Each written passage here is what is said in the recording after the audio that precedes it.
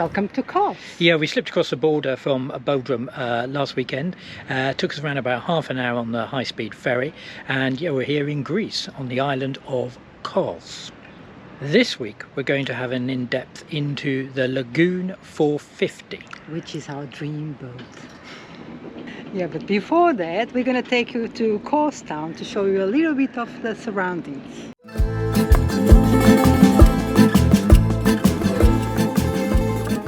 If you sail into Kos town, you have a few options for mooring. The main port is stern-to mooring along the west side with water and power pumps. However, this is rather expensive in the season. When we came here a few years ago, we discovered that nobody will charge you if you moored on the opposite side, close to the ferry terminal. Alternatively, you could go to the marina or the anchorage outside of the fort and the harbour front.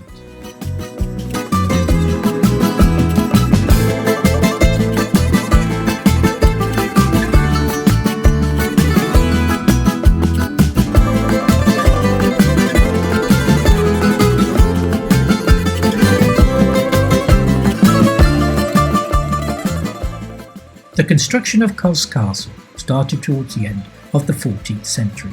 The castle of the Knights of St John is situated at the entrance to the harbour and was originally built on an island with a drawbridge. Part of the moat has now been filled in and is used as a road. The castle consists of two defensive precincts. The interior one has 4 circular towers, one in each corner.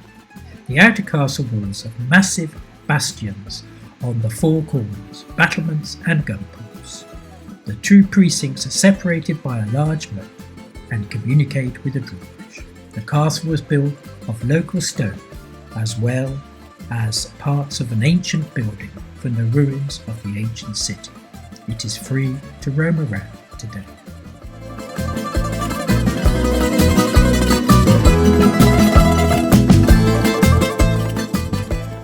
I find that it's so dangerous because there's no protections at all around the walls here, so you can just fall. It's like what, 5 meters fall, isn't it? That's dangerous, very dangerous.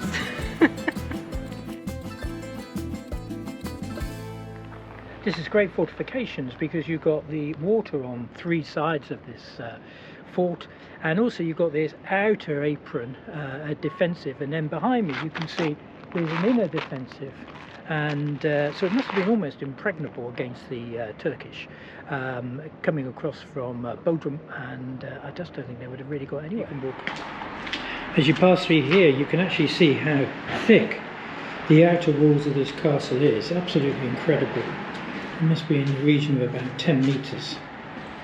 And originally here was a drawbridge, and where you have the road passing through, it was actually originally water, so the castle was actually built on an island. So let's have a look at the Lagoon 450. So they started production in 2010, and around about 800 of these boats have been built. So there's an awful lot around on the second-hand market. So they're approximately 45 foot long, and they really are quite wide. They come in 2 different versions. They come with the fly top, which is the upper deck for the fly position for the helm station, and they also come with a sports top, which actually has a mezzanine level like the 400. So Carla's going to run us through the interior features of the boat. The interior is very nice actually, because you have the galley split up in 2 sides, which gives you enough work surface to do your things in the galley and have all your machines. I have loads of them, so for me it's good. Then you go down on the cabins, and the beds have all the way around, which is absolutely amazing. On 400 we didn't have that, and I really struggled for 3 years to make the bed, so I think it's a great thing to have on the boat. The heads are really good because you don't really have a wet shower, isn't it? No, it's got a separate area for the shower, which is really good. Which is very good too. Yeah, and the walking around areas are much wider, so you don't bump, you don't feel like you're bumping into each other like on the Lagoon 400.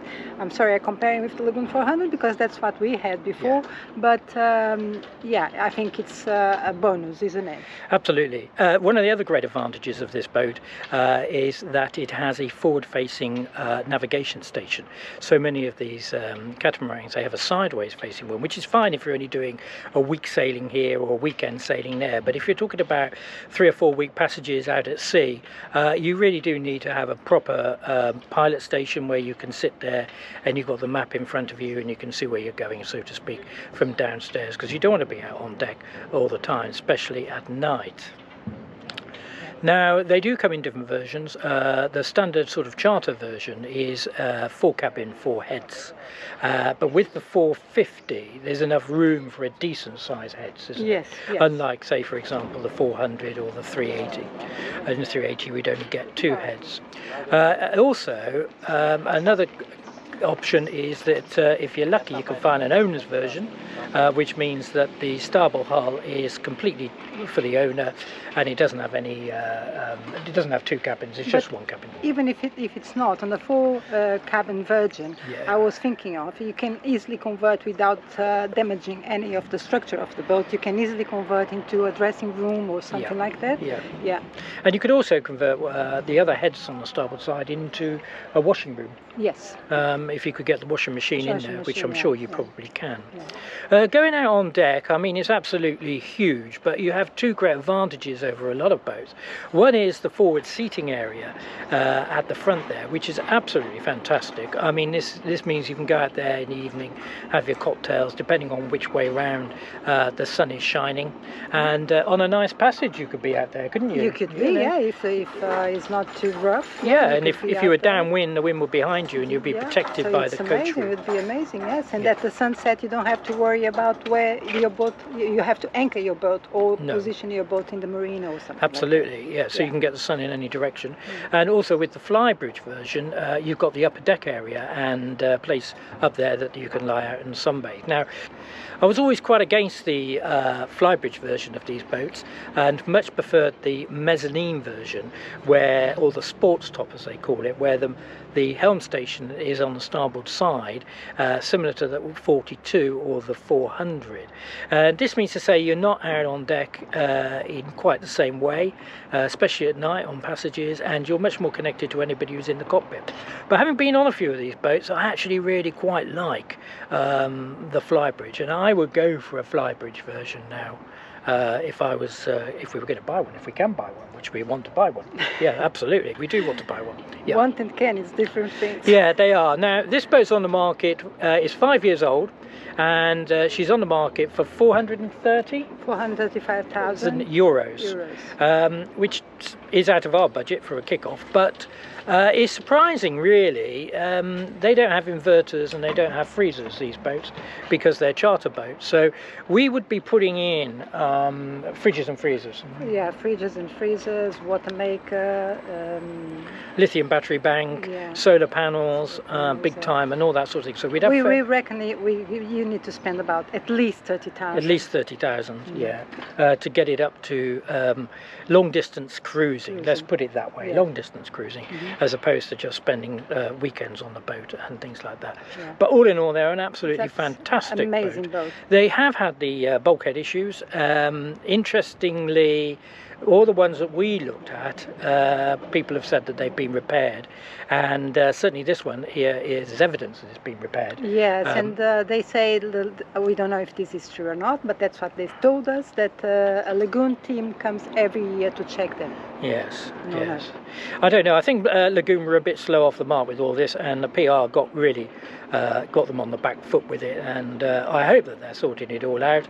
I'm sure there's a lot of owners out there which will say that their boats haven't been fixed, but I think each one is being looked at individually. It certainly isn't putting us off, because I think they're a great boat. And even if they say it's been checked or hasn't been checked, whatever, we're going to have a look into it we'll have and a look. Reinforce it if necessary. If necessary.